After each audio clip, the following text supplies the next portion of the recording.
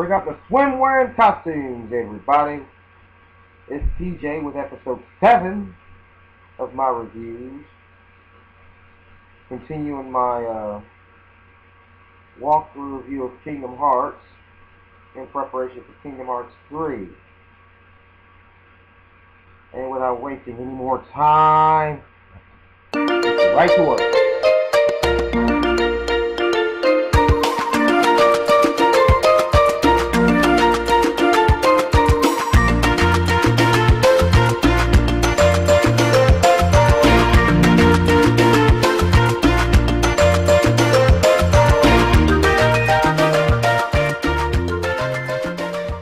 Now, one thing you will notice about Atlantica right off the bat is the fact that this world, unlike the other worlds that you explore throughout the world of Kingdom Hearts, is that it's completely underwater. I mean, there is no coming up gasping for air, none of that. You are completely underwater. And another thing that you will notice about your time in Atlantica is that Sora, Donald, and Goofy takes the form of sea creatures that live in the sea. Sora takes the shape of a male mermaid, Donald takes the form of an octopus, and Goofy, in the meantime, is a turtle. Now, during your time at Atlantica, you're basically trying to prevent, well, of course, with trying to keep your identity secret from Ariel, who is the 7th daughter, if I remember the story correctly, of King Triton, who is the ruler of Atlantica.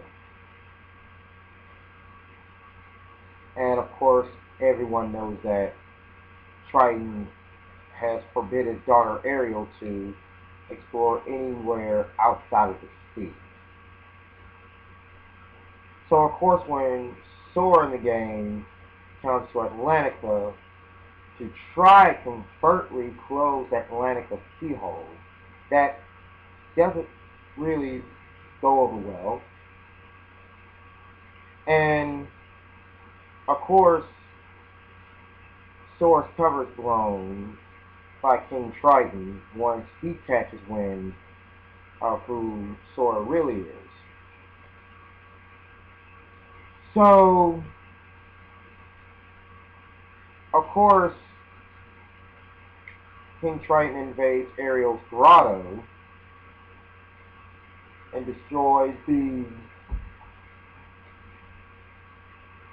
crystal trident that Ariel, Sora, and friends retrieved from the sunken ship. Now, while Ariel is weeping inside of her grotto, Ursula, along with Flotsam and Jetsam, come along and talk Ariel into retrieving King Triton's trident from his throne room, since it's obvious that Sora came from another world and apparently he had help getting to the sea. Now, of course, Ariel goes along with Ursula and retrieves the trident for her. Of course, this is all a ruse, and Ursula goes about trying to make the sea hers. Now realizing that she was double-crossed, Ursula goes, or no correction, Ariel goes about and chases Ursula with the help of Sora, Donald, and Goofy, down to her lair. Of course, there are two boss fights that you will have to undergo. No, actually, I take that back. There's actually three. There's actually three boss fights that you will have to undergo before you can actually leave Atlantica. Now, the first of which is is a shark, which is lurking outside of the sunken ship. Now, en route to Ursula's lair, you have to defeat the shark in order to continue. Now, if you don't want to get hit by going up close and striking the shark, you always want to try Thunder Spell, because that's one of your spells that you can actually hit from a distance and almost guaranteed a hit, unlike your Fire and Blizzard spells.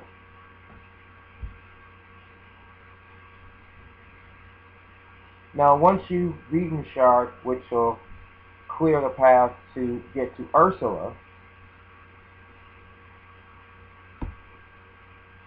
which of course the battle takes places in two places, one in Ursula's lair and another one in a undiscovered and undisclosed location.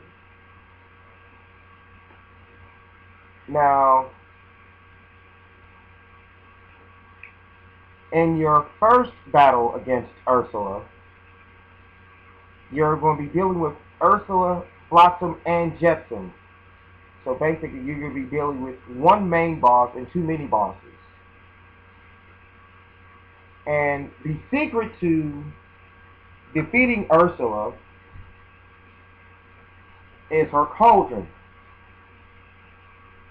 You want to strike the cauldron with your magic. Striking the cauldron with with your magic momentarily stuns Ursula, meaning you'll be able to attack Ursula herself.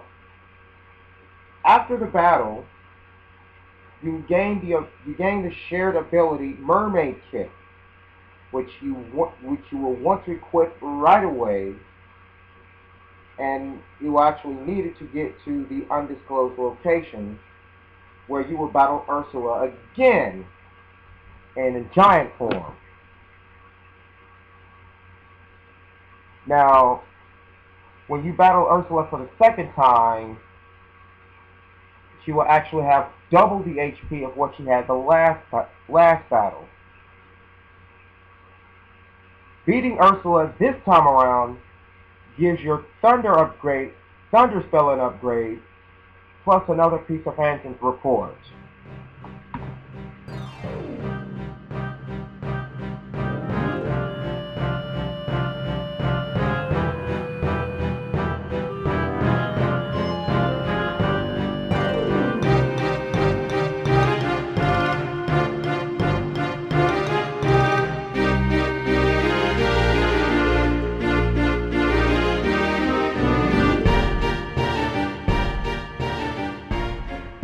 One thing about Atlantica and Halloween Town is that throughout, as you explore both Atlantica, which I talked about, and Halloween Town, which is what we're about to get into, it's the fact of that Pacific World's theme song. Of course, Atlantica has Under the Sea, and of course, Halloween Town has their theme from Tim Burton's The Nightmare Before Christmas. This is Halloween. Now, as you arrive in Halloween Town, of course, much like Atlantica, Sora and the gang are dressed up in, of course, as you pretty well know, Halloween costumes. That goes without saying. I mean, come on, you're in Halloween Town. It's Halloween every day. What do you expect? But once you arrive in Halloween Town, you notice that there are Heartless in Halloween Town Square. But unlike the Heartless you have faced previously, these Heartless aren't moving. They're just kind of standing there idle. And of course, you find out later from, of course, Jack Skellington himself and Dr. Finkelstein is that the Heartless came to town recently, and Jack and the Doctor are trying to improve the guidance system to bring bone-chilling terror to those for Halloween this year. Of course, they finally find out that the Heartless need a heart.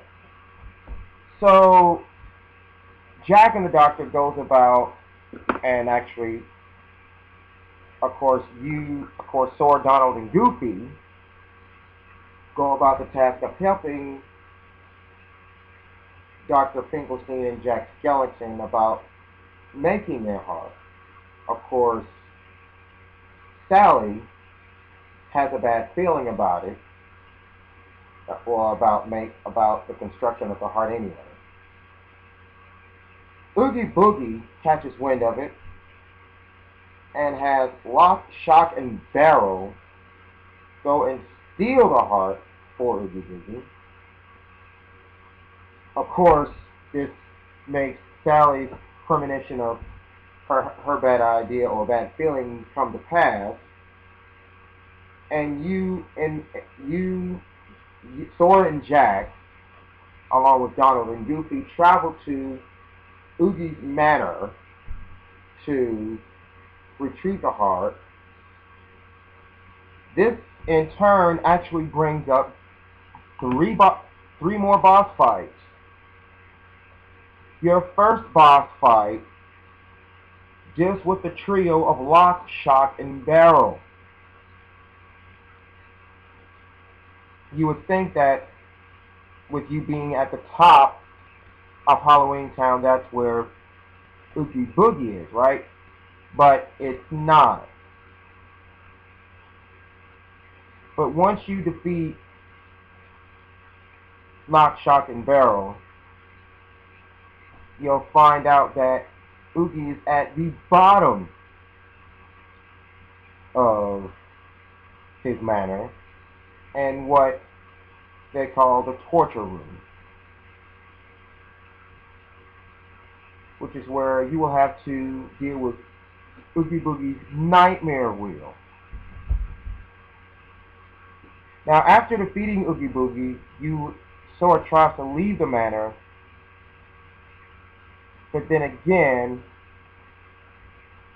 is attacked by the manor itself.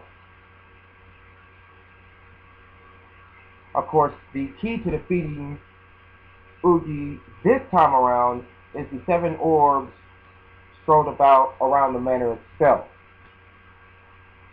With the manor destroyed, you reveal Halloween Town's keyhole, thus locking Halloween Town, and more than likely obtaining another part of Anthem's report. You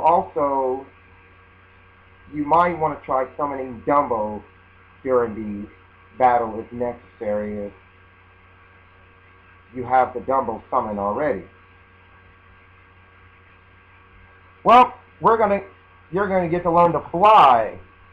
Neverland is up next.